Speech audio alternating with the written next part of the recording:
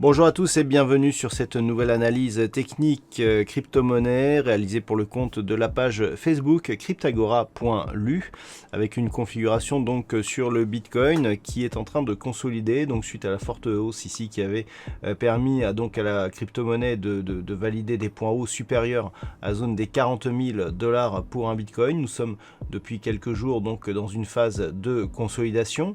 Consolidation qui est venue chercher ici et définir une zone de support à 29 000 $ avant que Elon Musk commence à reparler du Bitcoin et ce qui a provoqué ici un nouvel élan qui a rapproché donc la monnaie virtuelle de sa zone de point haut des 40 000 $ pour un Bitcoin. Depuis quelques jours, nous constations ici une reprise de la dynamique du point de vue des histogrammes du MACD. Donc clairement, cette zone ici des 29 000 $ est une zone qui est en train de devenir support. Lorsque l'on trace ici un retracement de Fibonacci sur la dynamique, sur la dernière dynamique haussière, ce que nous pouvons constater, c'est que les cours ici se sont stabilisés dans un premier temps sur le retracement à 23,6. On a testé ici le 38,2. Et puis sur la deuxième cassure, on est venu chercher ici la zone 50,61,8 avant de marquer un retour ici à une dynamique haussière. Donc on voit clairement ici que la phase de consolidation a clairement défini une phase d'affaiblissement de la dynamique, mais le fait que les cours reviennent ici dans cette zone 0,23,6 nous indique que toute velléité haussière n'est pas exclue et que l'on pourrait retrouver ici une dynamique haussière sur le Bitcoin. Pour cela, il faudrait valider donc une cassure de cette zone de point haut, donc proche des 42 000 $ pour un Bitcoin, puisque nous avons un plus haut ici proche des 41 969 $ pour un Bitcoin.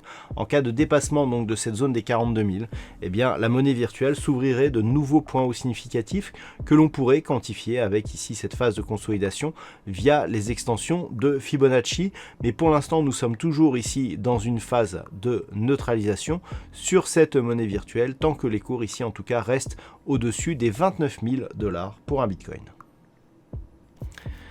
Et enfin, on termine avec l'Ethereum qui reste ici proche de ses niveaux historiques. Nous avons ici cette zone, 1424,30 $ pour un Ethereum qui définit le niveau historique donc, pour cette monnaie virtuelle. Donc on est venu ici jusqu'au contact de celle-ci sans toutefois parvenir à la dépasser.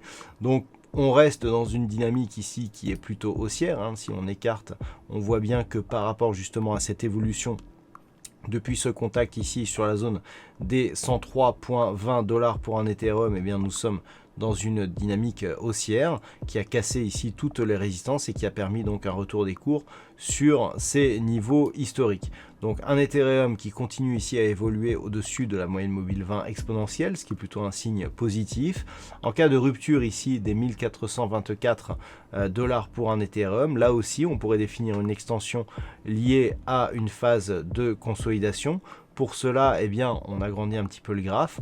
On prend ici sur les retracements de Fibonacci l'intégralité ici de cette phase de consolidation et l'extension de Fibonacci. Ici, elle nous donne un objectif à 161,8% à 1681 $ pour un Ethereum. Donc ça, c'est en cas de rupture ici de la zone des 1424,30 qui pourrait donc donner lieu, si c'était le cas, à une accélération de cette monnaie virtuelle. Par contre, en cas de cassure ici haussière, tant que les cours ici ne reviennent pas sur cette zone de retracement à 61,8%, c'est-à-dire à 1290 $ pour un Ethereum, cet objectif donc d'extension sera valide, et sachant que cette zone ici des 1290 constituerait un niveau d'invalidation, auquel cas on resterait ici dans un mouvement de neutralisation court terme sur cette monnaie virtuelle. Donc neutralisation entre 1050 ici et 1440 $ pour un Ethereum. Voilà donc ce que l'on peut dire sur cette analyse technique de ces principales crypto-monnaies. Passez un bon week-end, on se retrouve dès la semaine prochaine pour d'autres analyses techniques, toujours sur la page Facebook cryptagora.lu.